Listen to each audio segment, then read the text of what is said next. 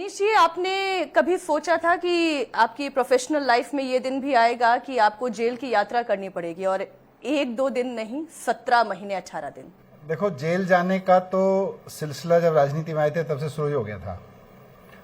तिरंगा लेके प्रदर्शन करते थे तो पुलिस लिख देती थी डेडली वेपन लेके ये सड़क पे चल रहे थे, इनके खिलाफ मुकदमा दर्ज करो, इनको अंदर डालो। फिर अन्ना आंदोलन के समय पे भी अंदर कर दिया जेल में, तो तिहाड़ तो वहां भी तब मैं होके आया था। पर 17 महीने एक ऐसे आरोप में जेल में रहना पड़ेगा जो केवल एक मनोहर कहानियों के राइटर की तरह से लिख दिया गया है, तो वो मैंने भी नहीं सोचा था। लेकिन यहाँ मैं ये कहूँगा कि जब आप राजनीति में आते हैं और जब आप कुछ बदलाव करना चाहते हैं, उसके लिए लड़ना चाहते हैं, तो अगर आप लड़ना चाहते हैं तो फिर आपको जेल जाने के लिए तैयार रहना चाहिए। मनीष जी, दिल्ली की जनता ने भी कभी ये तो सोचा नहीं था कि दिल्ली के मुख्यमंत्री जेल में होंगे। आपने भी उप मुख्यमंत्री की जिम्मेदारी निभाई, अब आप बेल पर हैं, बाहर हैं, और अब 15 अगस्त तो सामने है। लोग ये सवाल पूछ रहे हैं कि झंडा कौन फहराएगा, स्वाधीनता का दिवस कैसे मनाया जाएगा? झंडा चुनी हुई सरकार फहरा रही है, और हमारा यही एलजी साहब को रिक्वेस्ट था कि साहब, मुख्यमंत्री जेल में हैं, बहुत बार ऐसा होता है कि मुख्यमंत्री अवेलेबल नहीं होते तो मंत्री फहराते हैं झंडा, तो आप मंत्री को ऑथराइज कर दीजिए। अब उन्होंने कर दिया, मंत्री जी झंडा फहराएंगे। तो गोपाल राय जी अरविंद केजरीवाल जी से मिले, उनकी इच्छा थी कि आतिशी झंडा फहराएं। नहीं, उनकी इच्छा किसी व्यक्ति को लेकर नहीं है, उनकी इच्छा थी कि चुनी हुई सरकार झंडा फहराए। और जब स्वतंत्रता दिवस पे हर एक राज्य में झंडारोहण का प्रोग्राम होता है, और किसी भी राज्य में किसी भी कारण से कभी कभी कोई व्यक्ति बीमार भी होता है और भी कोई परिस्थिति हो सकती है, तो ऐसा होता रहता है कि अगर मुख्यमंत्री बाई चांस अवेलेबल नहीं है तो फिर कोई मंत्री झंडा फहराता है, तो वहां राज्यपाल नहीं फहरा देते हैं। क्योंकि ये तिरंगा है, इस तिरंगे के लिए ही सारी आज़ादी की लड़ाई लड़ी गई थी कि भाई लोग अपनी सरकार चुनेंगे और फिर झंडा फहराएंगे। ये तिरंगा तब मिला है, तो इसमें लाट साहब नहीं आने चाहिए, इसमें तानाशाही नहीं आनी चाहिए। ये लोकतांत्रिक रूप से चुनी हुई सरकार तिरंगा फहराएगी, ये हमारा आग्रह था, और हमें खुशी है कि मान लिया उन्होंने।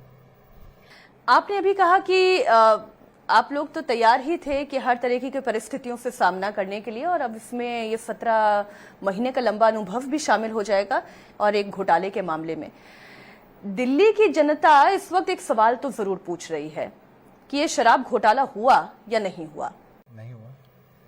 सारी मनोहर कहानी है, मैंने बोला ना। अभी देखिएगा, ट्रायल शुरू होगा इसका, और एक एक इनके आरोप, मतलब भारतीय जनता पार्टी ने जब आरोप लगाने शुरू किए थे तो बहुत बड़ी बड़ी बात करते थे। 10,000 करोड़ रुपए कमा लिए, इतने 1000 करोड़ रुपए का घोटाला हो गया। एफआईआर करते करते बोले जी 100 करोड़ का हुआ है, कोर्ट तक जाते जाते बोले जी 45 करोड़ का हुआ है। कोर्ट ने पूछा भाई कहाँ है वो 45 करोड़ रुपए, साहब सबूत जुटा रहे हैं, बयान है जी किसी के, इतना ही है बस। जब कोर्ट ने पूछा भाई बयान थोड़ी होते हैं, बयान तो तुम किसी आदमी को तुम अंडर अरेस्ट करते हो और उसके बाद कहते हो तेरे को जमानत तब देंगे जब केजरीवाल के खिलाफ बोलेगा।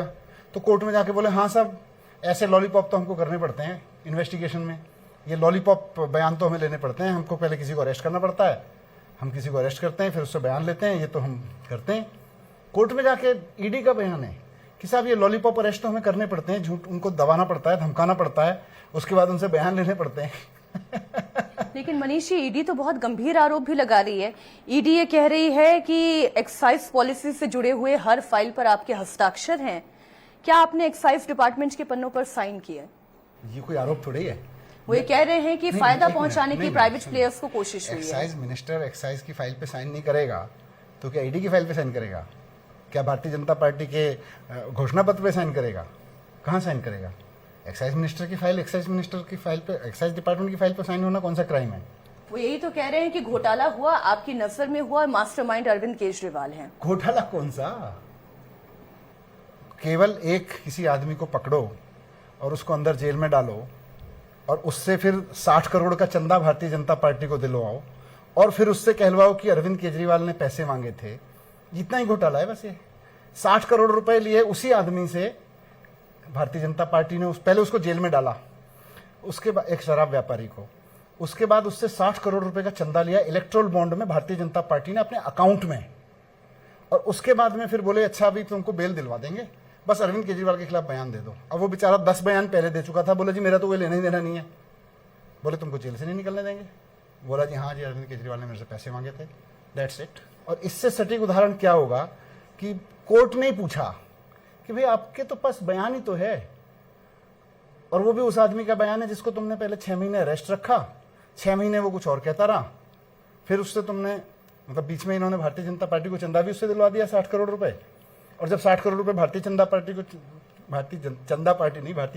को चंदा मिल गया, तो उसके बाद में फिर उसको बोला भाई अब केजरीवाल के खिलाफ बयान भी दे दो, फिर तुमको छोड़ देंगे।